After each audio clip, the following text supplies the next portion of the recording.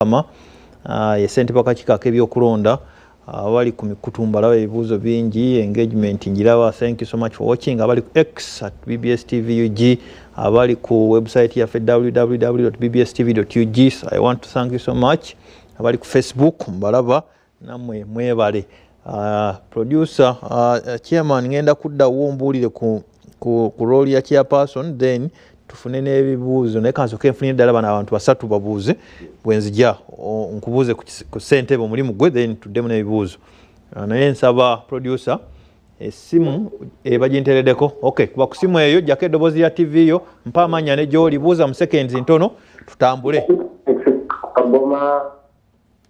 Erinnya ssebo ne gy'oli?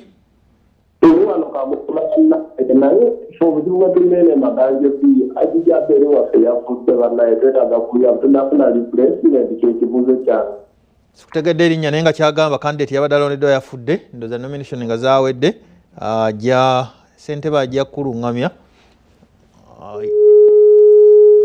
ku ssimu eyo kuba oyita mpa erinnya kendeeza ku TV. Ssebo nnyabo wangi ssebo Nsebo mjebaleko. Kale mama jebaleko gy'oli ne gy'osinzidde. Bampita Rita ndi Nansana Kyebando. Rita ina ky'obuuza ky'ogamba? Buuza omwami oyo nti okulonda kwa leero nga kwonoonese nnyo register tebagoberedde register makulu ki ag'okwewandiisa era n'ebya ssentebe nabo bagenda kukola weero. Ekyebande wuwo aga nti tebagoberedde register waabadde Ekyebando. BBS telefone hello. Hello. Erinnya ne gy'oli ssebo?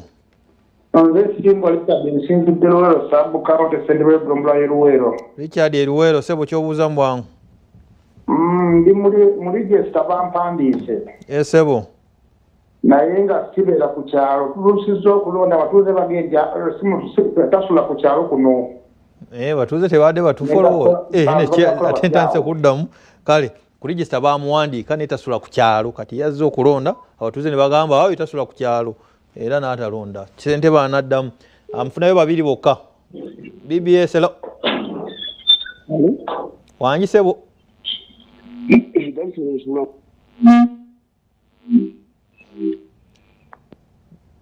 Ali ku BBS yogera nange.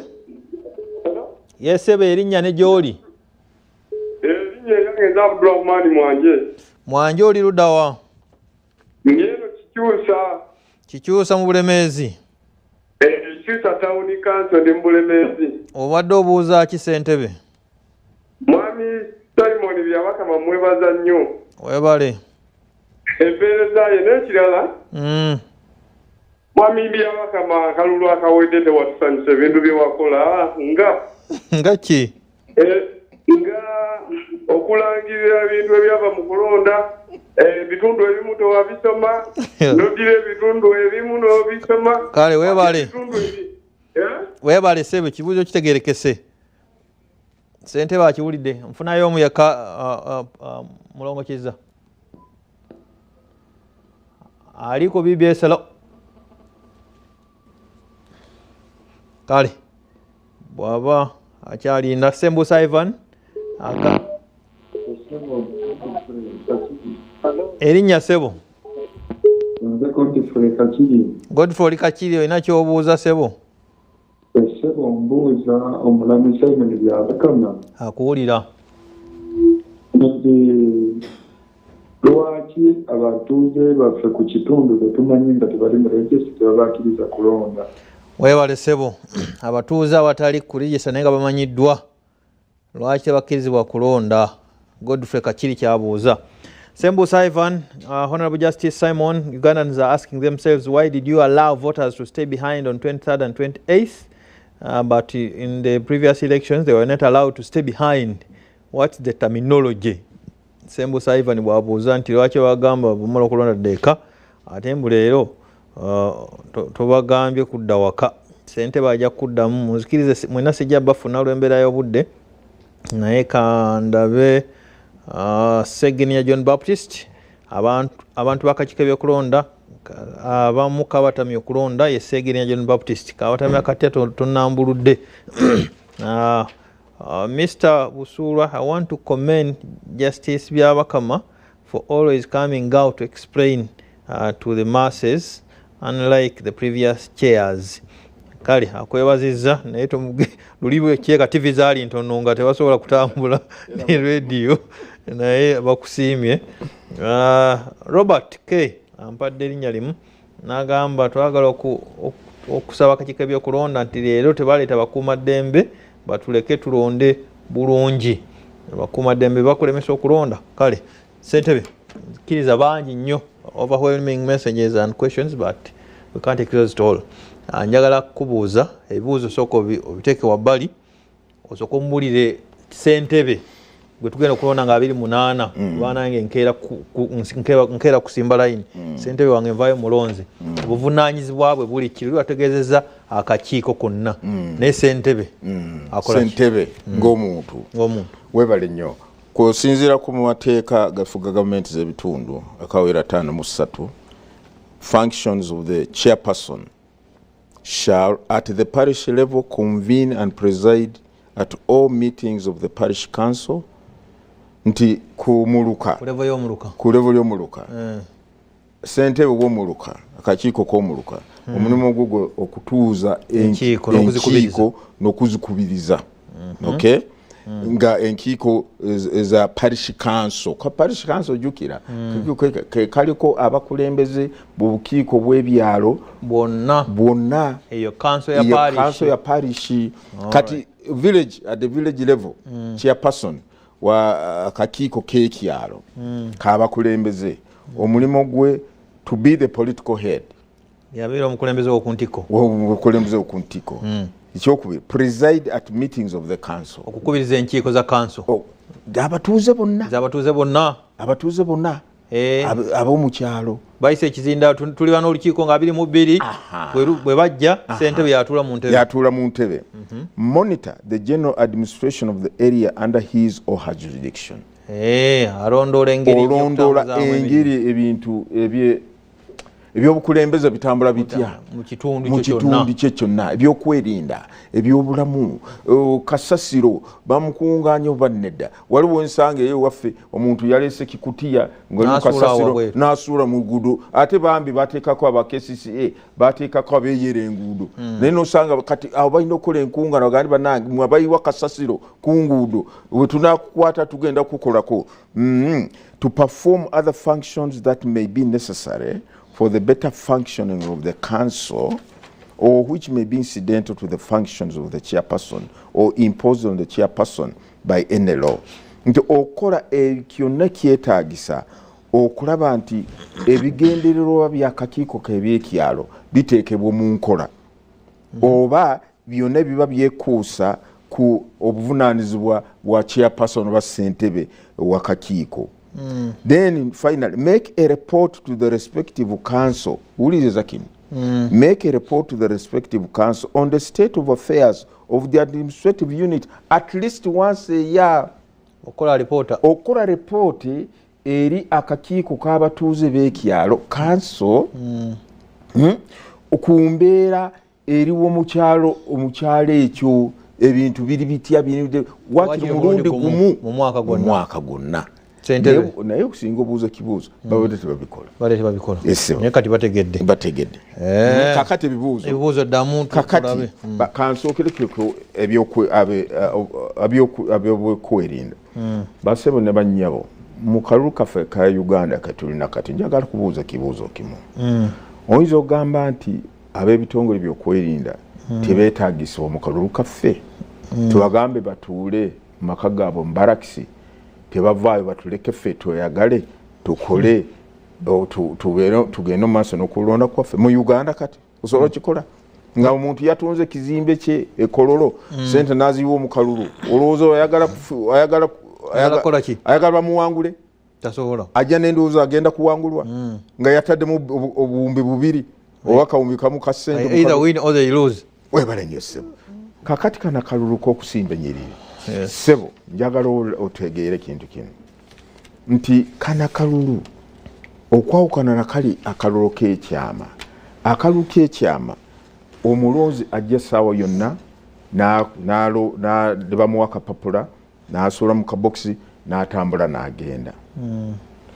esawa yonna yogiramu nga sawa komiteze nawera naye kakati kana akalulu ak'omulundi guno omuntu okulaba nti olonze oba okubya akalulu ng'oli mu layini awo kitegeeza nti abalonzi bonna abagenda kulonda ssentebe balina kubeera mu kifo kimu ku ssaawa y'emu kubanga tugambye nti kulonda kuno kugenda okusimba ennyiriri kugenda kutandika ssaawa 5 kiba kitegeeza nti togenda kujja ssaawa 2 bakukakase nti oli mulonzi okuba kalulu ogende nedda mulina kubaawo kakati waliwo statistics wetutunuulira obungi bw'abatuuze mu byalo ebimu ng'ewakiseeyo waliwo ekyalo ekiwandisiza abatuuze 13,000 kyalo kimu waliwo ebyalo byewandisiza abatuuze 2,500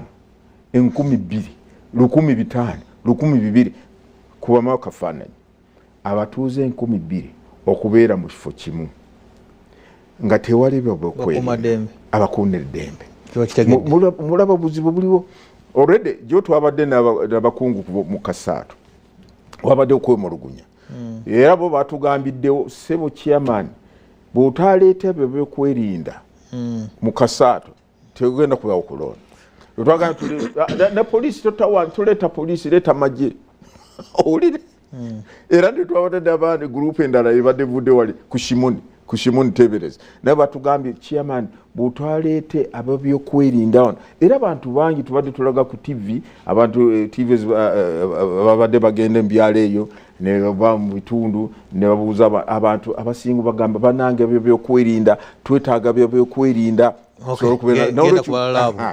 now lwaki abantu tubakiriza okubeerawo so nga te 13 agamba gende ku mulundi guno tugambye kusinziira mu mateeka ssentebe bw'amala okulangirirwa tetukomaawo nti abatuuze b'ekyalo balina okukakasa kabineti oba ssentebe bw'aba alonze abantu abaliwo ssentebe takkirizibwa kulonda omuntu anaatuula kabineti ng'ataliiwo nekyo mwekiri kiri alina kulonda abantu abaliwo sigamba nti mwami nze nyandyetaaze Danstan ali ku mulimu ali mu studio alina kuba waali nolwekyo ebirala nti abantu nti omwami Godfrey abuuzizza nti abatuuze abali ku kyalo bamanyiddwa naye tebali mu regista lwaki tebabakiriza kulonda sibe tugambye olina kubeera mu regista kubanga etteeka ligamba bw'oba oyagala kwenyigira mu kulonda kuno weewandiise bw'obanga tiweewandiisa kitegeeza nti tiwayagala ebintu agamba nti saabasanyusa ate saabasanyusa mu ngeri ki mwanje jangu twogere ofiisi yange nzigule jangu ombuulire watusanyusa onyonyole the register but does not sleep in the area kakati bassebo ne banyabo kati tukyajjamu muntu mu register nkiddamu kati tukyajjamu muntu mu register okujjako abakuby'okwemulugunya ku kakiiko k'ebyokulonda ng'emisango gye tubadde tuwulira nga bagamba mwami Danstan si mutuuze mu kyalo kyewaffe nga bw'oleese obujulizi kati akakiiko ke kalina obuyinza ogamba nti Danstan mu register bamuggyemu oba bamuteekemu naye mu ab'ekyalo opportunity eyo omukisa ogwo gwaliwo ng'ennaku 13 n'ennaku 14 okujja okutunula mu register okulaba ani asaana okubeeramu naye kati temulina obuyinza ogoba omuntu yenna kasita ali mu register ateekwa okulonda candidate yafudde kyannaku nnyo twabiwulidde kati teeka ligamba the candidate bwafanga okulonda tekunabeerawo akakiiko kalina okuddamu okuteekawo nominations tusobole ekifo ekyo kijjuza nawe ekyo abo bonna bafiiri abo bonna ebitundu muoli candidate yafudde tujja kuddamu okuteekako nominations register tagobereddwa olwaleero tuwandikire mukyala Rita otubuulire mu kitundu kyewaffe register teyagobereddwa presiding officer mwami Kinaawa yadduse nga talangiridde mutuwandiikire mututegeeze nti presiding officer yani yadduseewo nga tanalangiridde tulabe kikola ekyo ekisembayo mwami Kanaala aba chairperson bagamba nti nedda etteeka ligamba tekisanja kyaba chairperson kyaba ssentebe kigenda kuggwaawo ng'okulonda kuwedde nolwekyo ekisanja bajja kusigala mu ofiisi ngenda paka ennaku 28 naye okulonda bwe kunagwa ng'ennaku 20 oba tunaalangire ku ssaawa eyo yennyini oba lunaku 29 bajja batakukyali mu ofiisi. Ebintu mbitegedde awaddeyo akajja nga wali tolina budde ogenda kuddayo ku YouTube yaffe program esigalako ne ku Facebook ne ku X ojja kuba ogoberera ensonga zino. Ssentebe ngenda mu mawulire Ssaabasajja Kabaka aweza emyaka 33 ejja ng'ali ku Namulondo mwagalize mu sekendi emu amatikkira amalungi then osibule bannansi. Taata n'obwebwembwefu njagala kuyozaayoza Ssaabasajja Kabaka wa Buganda olw'okujaguza emyaka 33 ali ku Namulondo ng'alamula Obuganda. Tusaba Mukama amwongere obulamu mwongere emyaka asobole okugenda mu maaso ng'alamula Obuganda wongere okukulaakulana lw'obulungi lw'abantu b'e Buganda naffe abantu ba Uganda ffenna kubanga kati we tuli wano ffenna tuli mu amatwale ga Ssaabasajja. Webale nnyo kwagaliza emikisa ya Katonda ssebo. Amiina. Bagambe musule bulungi. Musule bulungi bananga batulaba olwokubiri twenyigire mu kulonda obukiiko bwaffe bw'ebyalo nga bwe tulambise bukulu nnyo mu bulamu bwaffe bulamu bw'ebyalo bwaffe n'okutwala n'eggwanga lyaffe ate tukuume emirembe obuntu bulamu n'obutebenkevu kubanga eggwanga lyaffe omusinge gw'enkulaakulana omusinge gw'okweyagalira mu ggwanga lyaffe emirembe obutebenkevu n'obwenkanya. Nolwekyo ebisobye tugenda biteereza nga tukolera wamu tusonyiwagane twagalagane kubanga Katonda yatutonda nga tuli Bannayuganda tiyakola ensobi. Mukama bakuume. Amiina. Njagala kwebaza abadde naffe kuva twatandise okutuuka kaakano programu ogiwulire bulungi emulamuzi Simon Genyi Byabakama nkwebaza okujja mu kiro kino notuwakaddaako tugenda mawulire gaffe ageesigika tudde tugasomedde ku kuleekaana mu Makindye olw'enteekateeka y'okujjukira amatikkira ga baffe Benedicto Mulondo ne Justin Birungi Kayembe gye bali era tugenda bakuyungako obutereevu bakuwa amawulire. Nze Steven Dunstan Busuula, producer Ekiza James, executive producer engineer Patrick Sembajjo Sala. Tunaddamu nga tuzzeemu wangala nnyo empologoma ya Buganda.